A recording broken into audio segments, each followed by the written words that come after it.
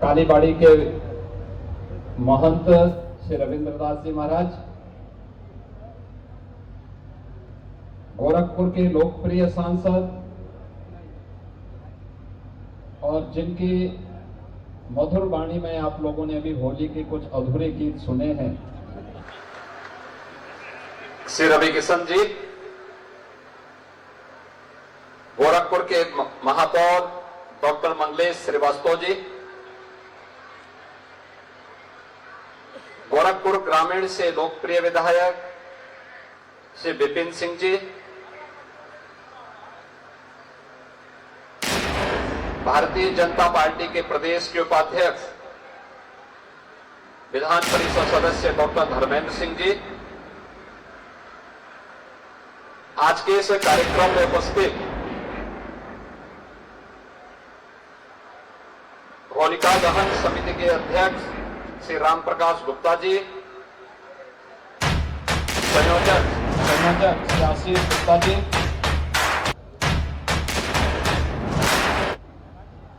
मंच का संचालन कर रहे श्री संदीप शर्मा जी,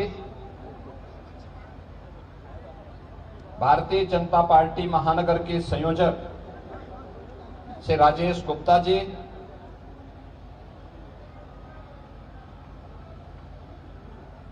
आज के इस शोभा यात्रा कार्यक्रम के अवसर पर उपस्थित महानगर के हमारे गणमान्य नागरिकगण, विभिन्न सामाजिक व्यापारिक संगठनों के पदाधिकारीगण और उपस्थित बहनों और भाइयों, होली का उत्सव प्रारंभ हो चुका है। आज देर रात्रि में होलिका दहन का कार्यक्रम संपन्न होगा। होलिका दहन की शोभा यात्रा के अवसर पर मैं आप सभी उपस्थित महानुभावों का, सज्जनों का, महानगर वासियों का, जनपद वासियों को और पूरे प्रदेश वासियों को होली की हृदय से बधाई देता हूं, अपनी शुभकामनाएं देता हूं। मैं इस होलिका दहन समिति के पदाधिकारियों को मैं विशेष रूप से बधाई देता हूं, जिनकी शताब्दी वर्ष चल रही है, यानी 100 वर्ष की अपनी यात्रा को अनवरत रूप से कमेटी आगे बढ़ा रही है। मैंने बधाई देता हूं। इनके पूर्व अध्यक्ष श्री पटवा थे, बहुत समर्पित कार्यकर्ता थे। आकस्मिक निधन उनका हो गया था। मैं उनको इस अवसर पर विनम्र श्रद्धांजलि भी देता हूं। बहनों और भाइयों, अव्यवस्था से व्यवस्था, अराजकता से अनुशासन, अधर्म से धर्म और असत्य से सत्य की यात्रा जब होती है, तभी हम उपद्रव से उभर करके उत्सव की शोभा यात्रा का हिस्सा बनते हैं। और यही उत्सव आज गोरखपुर के अंदर इस विरासत गलियारे के अंदर होलिका दहन समिति के शताब्दी महोत्सव के अवसर पर निकलने वाली शोभा यात्रा के अवसर पर देखने को मिलना है। हम गत वर्ष तक भी आते थे। संकरी गली हुआ करती थी, एक वाहन बामुश्किल जा पाता था, व्यापार अस्त व्यस्त था, ग्राहक नहीं आ पाते थे, अव्यवस्था का सा साम्राज्य था। और यहां के व्यापारियों को तो नुकसान होता ही होता था, लेकिन उनके कारण कालीबाड़ी के बाबा को उनसे ज्यादा नुकसान हो जाता था। लेकिन अब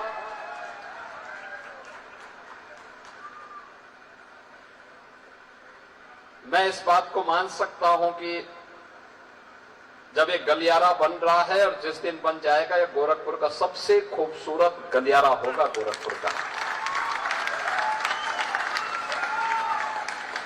हम लोगों ने बंधु सिंह पार्क में कुछ दुकानें बना के दे दी हैं और बाकी दुकानों को बनाने के लिए भी हम लोगों ने जगह भी चिन्हित कर दी और उसके लिए पैसा भी अलॉट कर दिया है। जो यहां पे डाइट कॉलेज के पास एक नया कॉम्प्लेक्स तैयार होना है। देखिए, किसी को उजाड़ना नहीं, वह फल फूल सके, उसके सामने अवसर आ सके, उसका व्यवसाय आगे बढ़ सके। वह रवि किशन तो कहीं भी नाच गा करके पैसा कमा सकता, लेकिन कालीबाड़ी के बाबा कहां से कमाएंगे? जब आपकी समृद्धि होगी तभी बाबा के पास भी कुछ आएगा। और इसीलिए इस गलियारे को विशेष रूप से गोरखपुर का पुराना गोरखपुर है। पहले यहीं से पूरा पूर्वी उत्तर प्रदेश का व्यापार संचालित होता था। गोरखपुर, बिहार, नेपाल के अंदर बड़े पैमाने पे लोग इसी पांडे हाता में आकर के शादी ब्याह से जुड़े हुए सभी सामान खरीदते थे। लेकिन जब कंजेशन हुआ, भीड़ भाड़ हुई, संकरी गलियां हुई, जाम हुआ, व्यापार उजड़ने लग गया। मांग के अनुरूप सुविधा नहीं दे पाए। और अब ये डबल इंजन की सरकार वो सुविधा भी दे रही है, सुरक्षा भी दे रही है। और सुविधा और सुरक्षा का परिणाम क्या है कि इनके जीवन में तो खुशहाली आएगी, गोरखपुर विकास करेगा, प्रदेश विकास करेगा, और प्रदेश विकास करेगा तो देश विकास करेगा। विकास की इकाई ऊपर से नहीं आती, विकास नीचे से ऊपर जाता है। सरकार योजना बना सकती है। और मैं धन्यवाद दूंगा विरासत गलियारे से जुड़े हुए सभी व्यापारियों को, यहां के नागरिकों को। उनके मन में पीड़ा जरूर थी, लेकिन उन्होंने व्यक्त नहीं किया बल्कि सहयोग किया। और आज उसी का परिणाम है कि इतना शानदार गलियारा। मैं भी जैसे मैं यहां प्रवेश किया तो मैं स्वयं पहचान नहीं पा रहा था। मैंने कालीबाड़ी के बाबा से पूछा, मैंने कहा हम लोग कहां आ रहे हैं, पांडे हाता कहां है?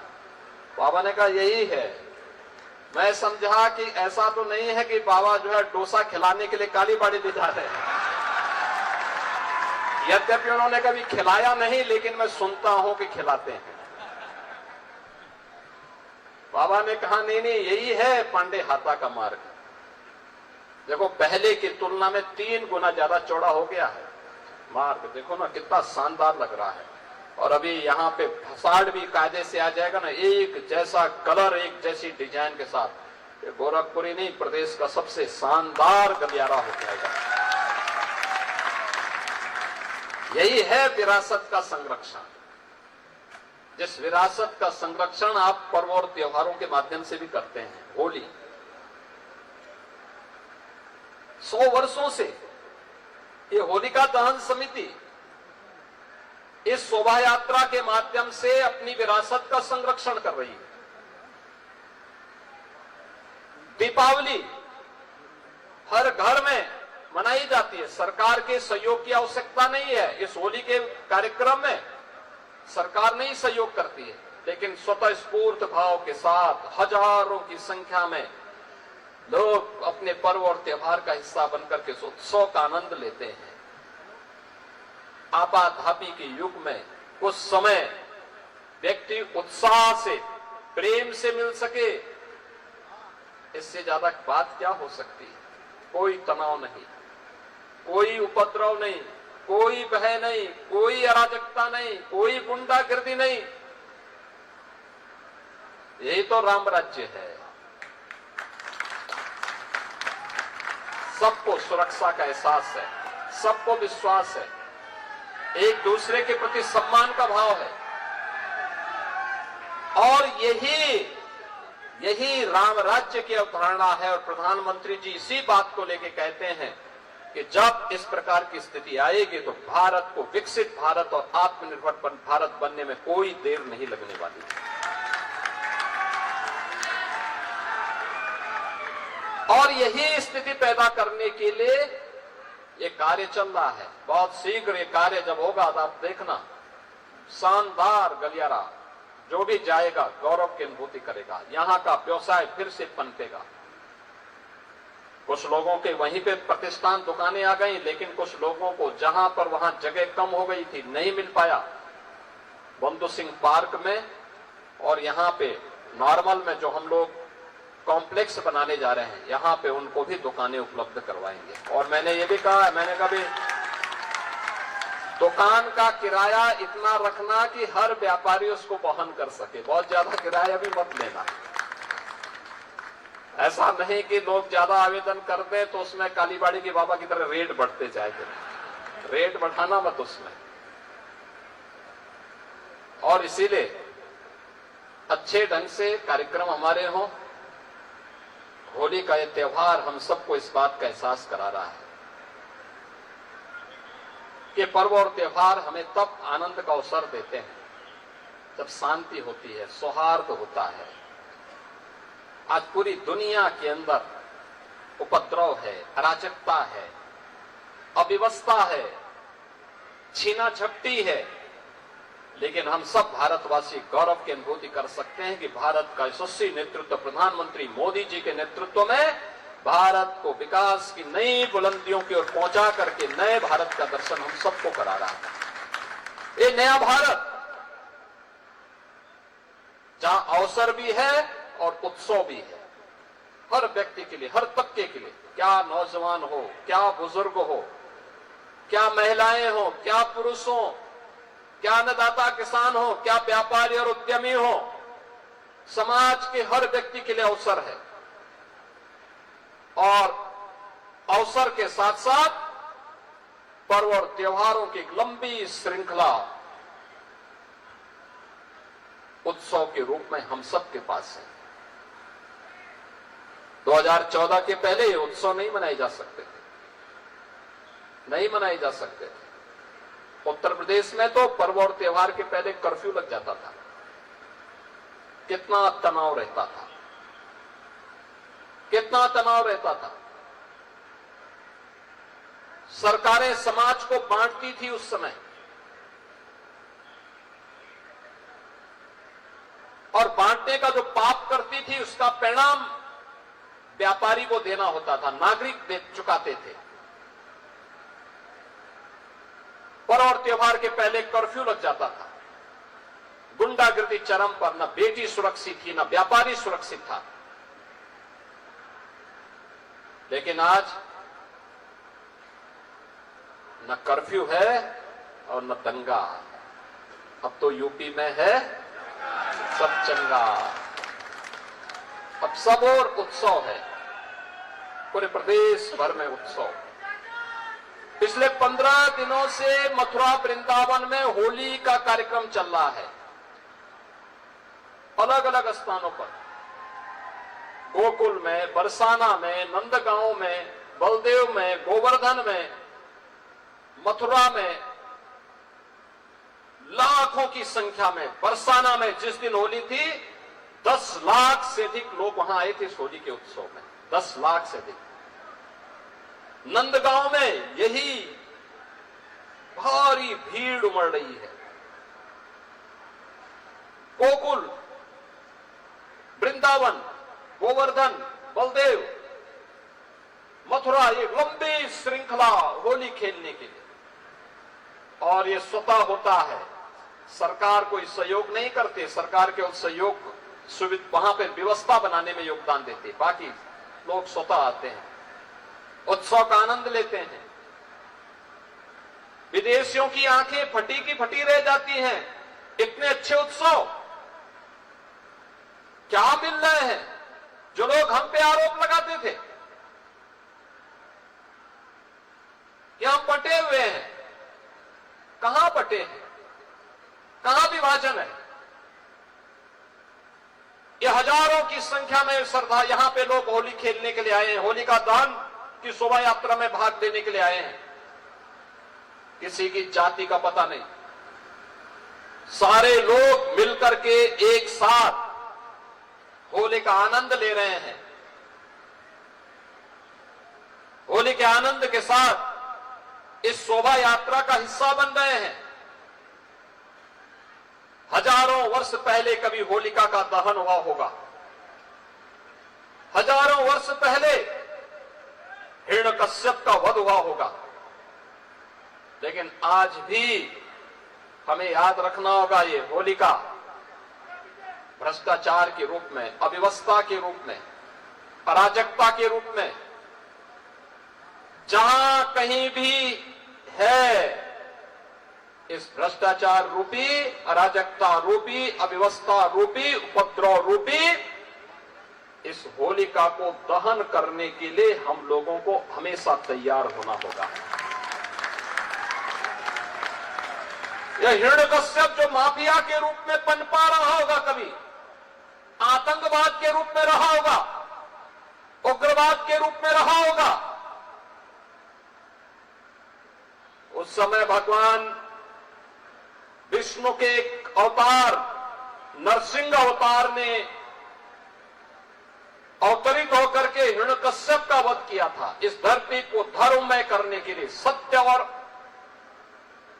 उस समय के समाज को सही दिशा देने के लिए। याद करना, अव्यवस्था, अराजकता, गुंडागिर्दी, माफियागिरी, जबरन हड़पने की प्रवृत्ति,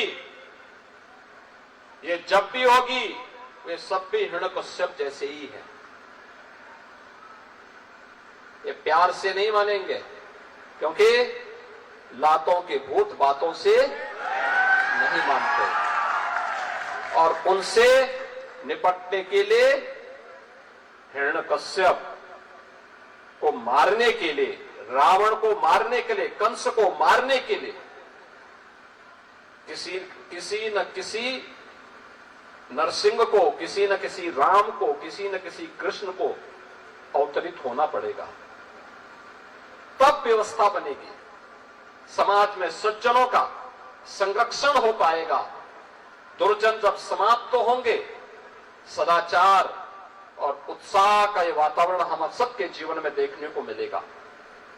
आज ये होलिका दहन का कार्यक्रम होगा, और मैं अपील करूंगा गोरखपुर वासियों से, प्रदेशवासियों से, होलिका दहन हम करें, बुराइयों को जलाएं, हर प्रकार की बुराई को, अव्यवस्था को, भ्रष्टाचार को, नकारात्मकता को जलाने का एक अवसर है। हम उसके साथ अहंकार को जलाएं,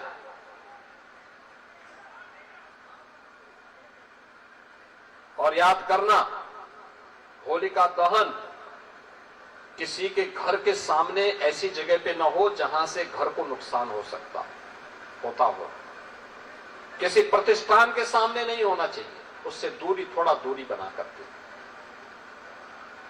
देखिए, पर्व और त्योहार का आनंद तभी है जब दूसरे को ठेस पहुंचाए बगैर, नुकसान पहुंचाए बगैर, उत्साह के साथ हम उसका आनंद ले सके। उत्साह का आनंद तभी होता है जब हर गरीब, हर नागरिक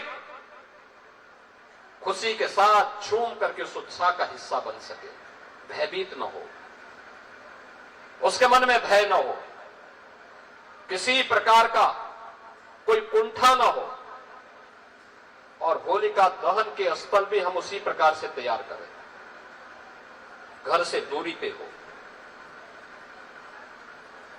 प्रतिष्ठान से दूरी पे हो, होली के गानों को होली के रूप में गाते हुए हम एक कार्यक्रम करें, अग्निदेव की पूजा करें, सृष्टि के रचयिता भगवान विष्णु का स्मरण करें, नरसिंह आह्वान, नरसिंह अवतार का आह्वान करें, और ये कार्यक्रम उत्साह के साथ होली के गाने गाते हुए गाएं, अश्लील गाने न हो। याद करना, जब भी किसी गाने में अश्लीलता आएगी वह पतन की ओर हमें लेके जाता है, हमारे पर्व और त्योहारों के महत्व को कम करता है।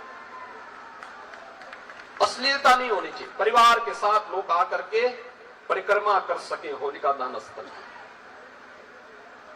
हर बेटी, हर व्यापारी, हर नागरिक, हर बहन अपने को सुरक्षित महसूस कर सके, ऐसा माहौल हमें करना होगा, तैयार करना होगा।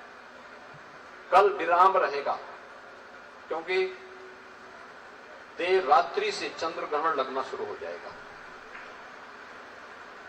कल होली नहीं होगी, परसों होलिका उत्सव का कार्यक्रम होगा। होलिका उत्सव कार्यक्रम में भी रंग और गुलाल का उपयोग करें, कीचड़ नहीं, केमिकल का नहीं, आंखों पे न डालें, जबरन किसी पे नहीं डालना है। कोई बीमार होगा, कोई बुजुर्ग होगा, मासूम बच्चे होंगे, किसी के घर में गमी होगी, वह नहीं खेलना चाहता है, जबरन नहीं करना है, लेकिन बैर भाव दूर करें। जैसे होली का कार्यक्रम था, कालीबाड़ी के बाबा और रवि किशन जी में 36 का आंकड़ा था, दोनों मिलकर के मंच पर एक साथ आ गए, आज दोनों आ गए, दोनों गले मिल ली। और इसीलिए ऐसे ही कोई भेदभाव नहीं होना है, कोई मनमुटाव नहीं होना है, अच्छे ढंग से, उत्साहपूर्ण तरीके से। होली तो समरसता का पर्व है, हर प्रकार के बैर भाव को भुलाने का पर्व है, और ये पर्व हमें स्मरण कराते हैं सामाजिक एकता के। जब समरसता होगी तभी एकता होगी, जब एकता होगी तभी अखंडता होगी, और इसको बनाए रखने के लिए हम सबको मिलकर के कार्य करना है। मैं आपको इस अवसर पर पूरे प्रदेश वासियों को हृदय से बधाई देता हूं। विरासत गलियारा से जुड़े हुए इस शानदार पांडे हाता में आज हम लोग इस उत्सव के साथ जुड़े हुए हैं, इसकी शुभकामना देता हूं, अपनी मंगलमय कामना आप सबको देता हूं, प्रदेश वासियों को देता हूं, और यहाँ के सभी उद्यमी, व्यापारी और यहाँ के नागरिकों को इस विरासत गलियारा के लिए, उनके योगदान के लिए हृदय से उनका अभिनंदन भी करता हूं, और उन्हें इस बात के लिए आश्वस्त करता हूं कि वे सभी लोग शानदार तरीके से रहेंगे, उनको अच्छे सुविधा से युक्त सरकार करेगी, हर प्रकार का सहयोग करेगी। आप सबके प्रति मेरी मंगलमय शुभकामनाएं हैं। मेरे साथ आप बोलेंगे, भारत माता की, भारत माता की, भारत माता की जय श्री राम, जय जय श्री राम। नरसिंह भगवान की, नरसिंह भगवान की। नमः पार्वती पतिये हर हर।